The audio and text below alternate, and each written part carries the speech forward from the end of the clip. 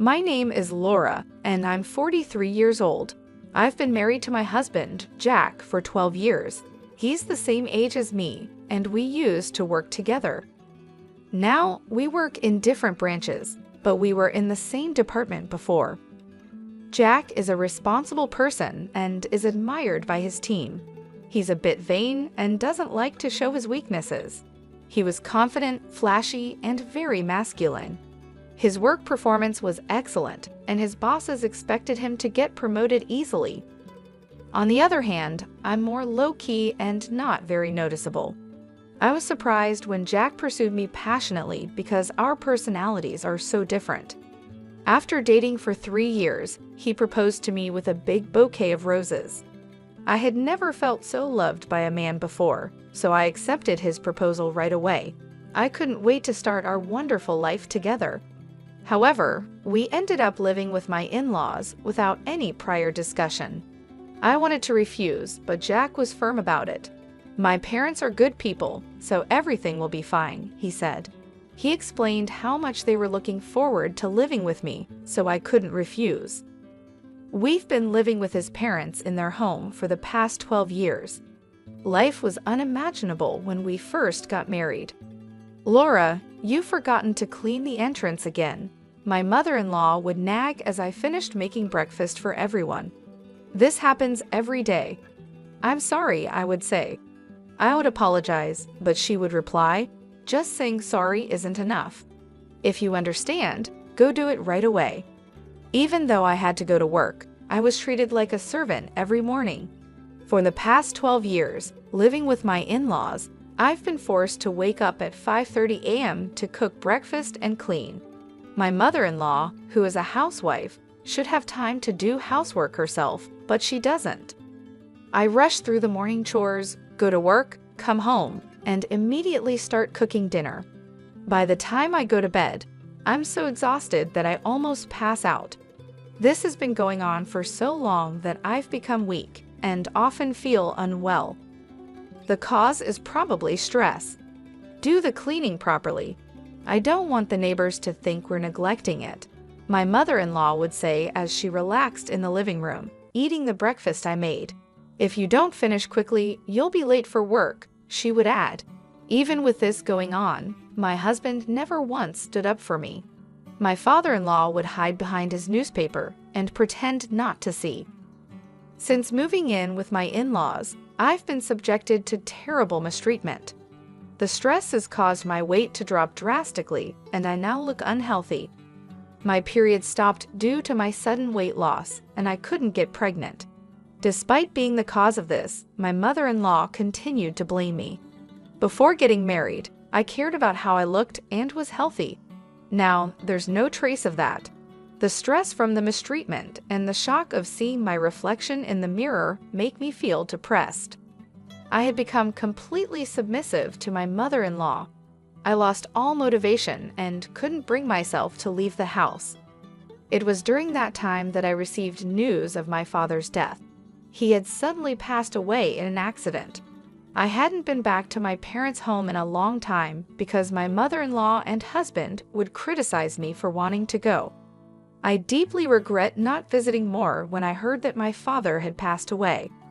My parents' home is about an hour's drive from my in-laws' house, so it's not too far away.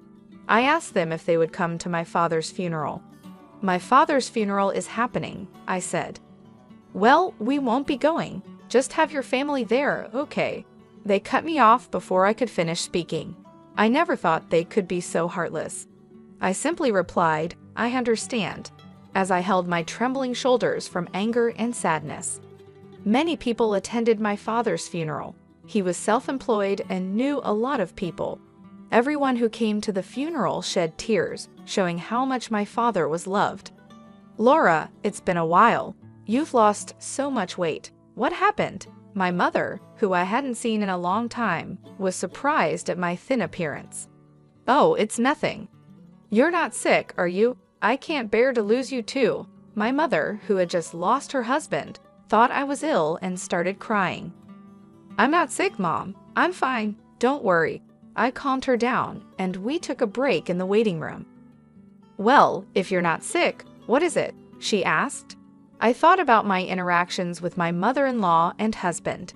Even when they learned my father had passed away, they didn't say a single thing to comfort me. Anger bubbled up inside me, and I decided to tell my mother about my life with my in-laws. "Actually, I've been experiencing what you might call bride bullying. I'm just so tired," I said, looking down. She looked at me with a worried expression. "I'm glad you're not sick, but I can't relax at all. Is that the reason you haven't been visiting as much?" I nodded, and my mother handed me a piece of paper. "Read it for yourself and think carefully about what to do next." The paper she gave me was my father's will. My meticulous father had left a will in case something happened. It included information about inheritance as well. I found out I would get $950,000. "You can decide how to use it," my mother said. I was shocked by the large amount, but at the same time, I felt hope. I could finally leave my in-laws' home. With this money, I could build a house and start a new life. I went back to my in-laws' house and did the housework as usual. On days when I had plans, the house got messier than usual. It couldn't be helped since there was no one to clean. As I silently did the housework, I thought about the $950,000 I had inherited from my father. I resented my mother-in-law, but I still wanted to be with my husband. I decided to be honest about the large inheritance and suggest we move out of my in-laws' house. "I have something to talk about." I began speaking with my husband after my in-laws had gone to bed and we were alone. "Yeah, so what's up?" he asked. "It's about my dad. It turns out I'm going to inherit his estate." "Oh really? How much?" "Well, it's $950,000. When I told him the amount, my husband looked shocked, as if he couldn't believe it. "What? Are you serious?" "Yes, $950,000. When he understood, he was delighted. "Wow, he left that much for you? That's so generous." So, about what to do with the money. Since he was in a good mood, I decided to get to the main point. But before I could speak, he said something outrageous. "We need to transfer that money to my mom's bank account right away." I didn't understand what he was saying. "Wait, why? I inherited it." It was so absurd that I thought he was joking. "Wait, why? I inherited it, so that's not right." As I laughed and spoke, he slammed his hand on the table. "What kind of nonsense are you talking about? A wife's money belongs to her mother-in-law." He probably didn't even realize he was saying something ridiculous. Looking into his serious eyes, I felt frightened. "I'm sorry, I don't quite understand what you're saying." All I wanted was to talk about building a house for the two of us, but he wouldn't let me and tried to make my inheritance his mother's property. That night, I was so shocked that I couldn't sleep. The next morning, as I was preparing breakfast, my husband and mother-in-law approached me with angry expressions. "So Laura, I heard that you inherited $950,000, but said you wouldn't give it to me. What are you thinking?" my mother-in-law demanded. She had already heard about the inheritance from my husband. "But I'm the one who inherited it," I protested. "Stop arguing and transfer it to my mom's account right now. A wife's money is the family's money, right?" my husband insisted. The two of them seemed determined to get their hands on the inheritance by force. No matter how much I resisted, I was only blamed. Thinking that resistance was futile, I fell silent, and my husband showed me a piece of paper. "You're getting carried away just because you got your hands on some money. What's with the attitude? I'm the one supporting you. If you don't change your mind, it's divorce." The paper was a divorce form. "I've already signed it. Take this and go back to your parents' house. If you apologize properly, I might not go through with the divorce." I received the divorce form with my husband's section completely filled out. As I stared at it, memories came flooding back. I had never been supported in this house. I paid the same amount of living expenses as my husband, and all the housework was my responsibility.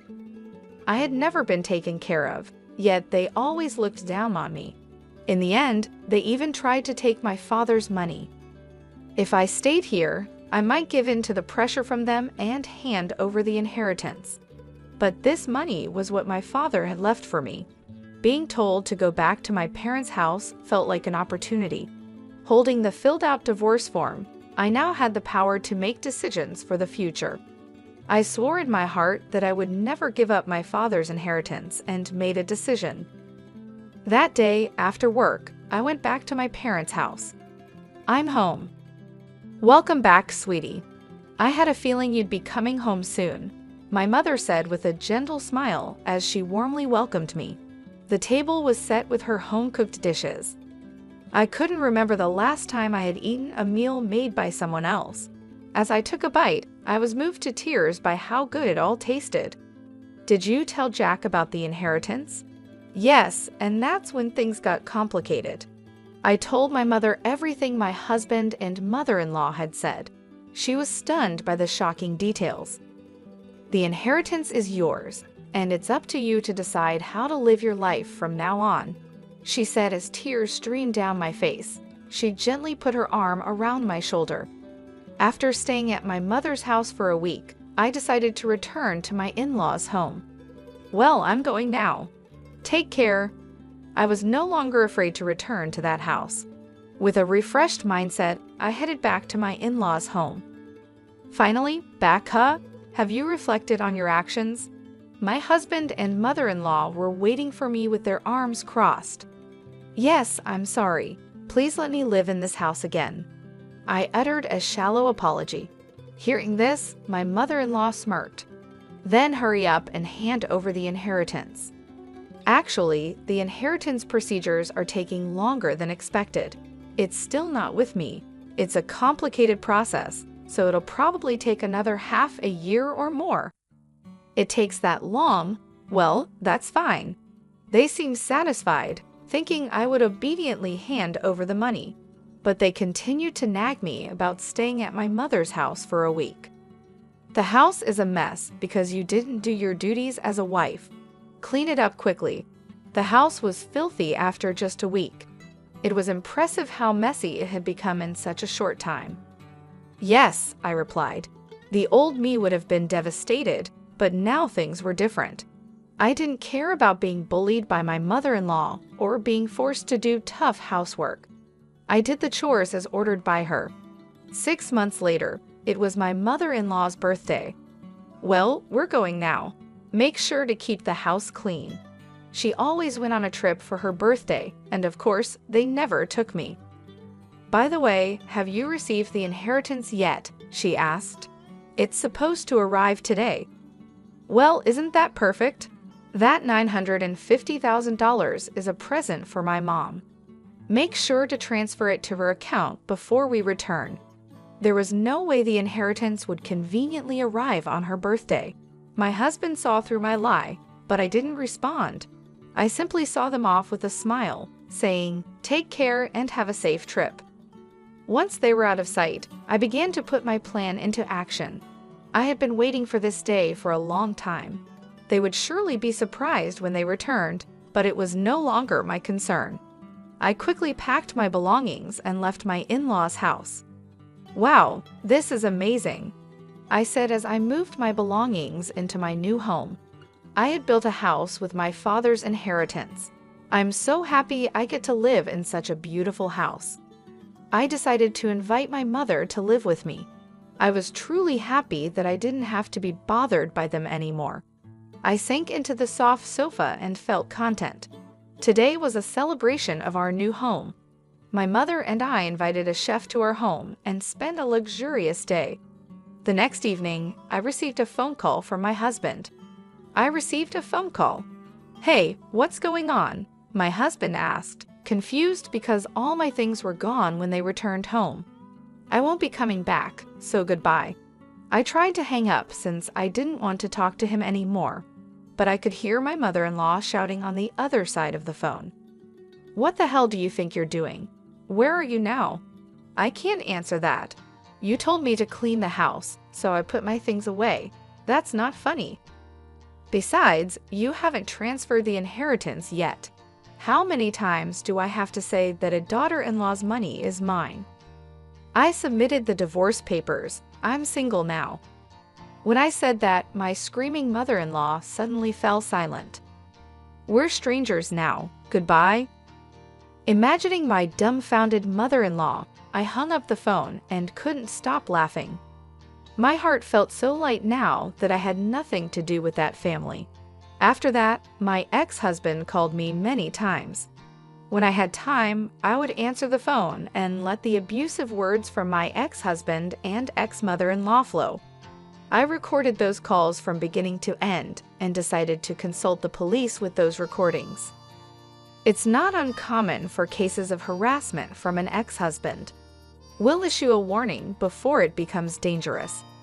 Fortunately, the police responded quickly and went to my former in-laws' house to issue a warning.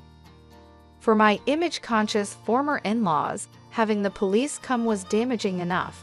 Plus, the subordinate of my ex-husband, who lived nearby, saw the police coming. Since my ex was a prominent figure in the company, the rumor spread quickly.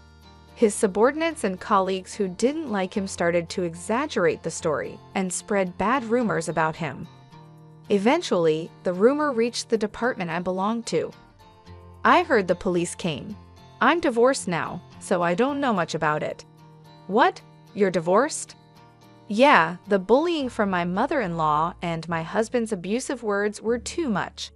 I spoke in a slightly louder voice so that those around me could hear. The gossip-loving employees heard this and spread the rumor even further. It didn't take long for my ex-husband's boss to hear about it. You've got quite a lot of bad rumors going around. What are you talking about? I hate men who can't cherish their wives. With such bad rumors going around, our reputation suffers too. So I decided to have you transferred. The transfer order given to my ex-husband was harsh. This place is... It was the branch office in the region with the worst performance. The area was called a landlocked island because there was no entertainment or anything of that sort around. You understand what being sent here means, right? His boss asked. Everything he had built up until now crumbled, and there would be no chance of promotion in the future. He accepted the transfer order and moved to the countryside without being able to refuse. As for my ex-mother-in-law, she must have been shocked by her son's lowered reputation and the fact that they could no longer live together. She became a complete shut-in and eventually developed depression. She also seemed to have dementia, as she frequently caused disturbances at home. My ex-father-in-law desperately took care of his deteriorating wife. Even if not related by blood, she was still an important family member. It was only natural that my ex-in-laws faced the consequences of their continuous harassment towards me. Now my mother and I are living happily together. We even started gardening in our spacious yard. If I were still in that house, I would never have found such a wonderful hobby. Having a hobby has invigorated me. My body, which was once worn out due to stress, is now healthy. I remember the day I moved into my new home. It was a bright and sunny day. My mother was there to help me, and we spent the day unpacking and setting up the house. It felt so liberating to finally have a place of my own, free from the constant pressure and mistreatment of my in-laws. We decided to celebrate by inviting a chef to cook a special meal for us. The food was delicious, and for the first time in years, I felt truly relaxed and happy. We laughed and talked about our plans for the future. My mother suggested we start a garden, something we both enjoyed but never had the space for before. The next day, we went to a nursery and bought a variety of plants and flowers. It was exciting to plan out our garden and envision how it would look once everything was in bloom. Working in the garden became a daily routine for us. It was therapeutic and brought us closer together. As the weeks passed, I noticed a significant change in myself. I was no longer stressed or anxious. My health improved, and I felt more energetic. The peaceful environment and the joy of gardening helped me heal from the emotional scars left by my in-laws. One evening, while sitting on the porch and enjoying the view of our blossoming garden, my mother turned to me and said, "I'm so proud of you, Laura. You've come a long way, and you deserve all the happiness in the world." Her words touched my heart. I realized how fortunate I was to have such a supportive and loving mother. I couldn't have made it through those tough times without her. One day, I received a phone call from my ex-husband. "Hey, what's going on?" he asked, confused because all my things were gone when they returned home. "I won't be coming back, so goodbye," I said, trying to hang up since I didn't want to talk to him anymore. But I could hear my mother-in-law shouting on the other side of the phone. "What the hell do you think you're doing? Where are you now? I can't answer that. You told me to clean the house, so I put my things away. That's not funny. Besides, you haven't transferred the inheritance yet. How many times do I have to say that a daughter-in-law's money is mine?" I submitted the divorce papers. I'm single now. When I said that, my screaming mother-in-law suddenly fell silent. "We're strangers now. Goodbye?" Imagining my dumbfounded mother-in-law, I hung up the phone and couldn't stop laughing. My heart felt so light now that I had nothing to do with that family.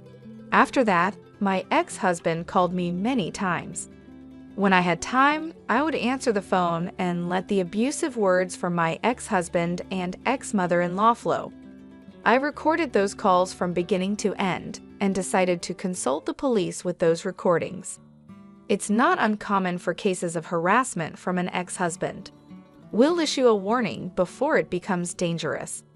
Fortunately, the police responded quickly and went to my former in-laws' house to issue a warning. For my image-conscious former in-laws, having the police come was damaging enough. Plus, the subordinate of my ex-husband, who lived nearby, saw the police coming. Since my ex was a prominent figure in the company, the rumor spread quickly. His subordinates and colleagues who didn't like him started to exaggerate the story and spread bad rumors about him. Eventually, the rumor reached the department I belonged to. I heard the police came. I'm divorced now, so I don't know much about it. "What? You're divorced?" Yeah, the bullying from my mother-in-law and my husband's abusive words were too much. I spoke in a slightly louder voice so that those around me could hear. The gossip-loving employees heard this and spread the rumor even further. It didn't take long for my ex-husband's boss to hear about it. "You've got quite a lot of bad rumors going around." What are you talking about?" My reputation was ruined because of his actions. But now I can finally move on and live a peaceful life. My mother and I are happy, and our garden are flourishing. I'm healthier and stronger than ever. Cutting ties with my ex-in-law's family was the best decision I ever made.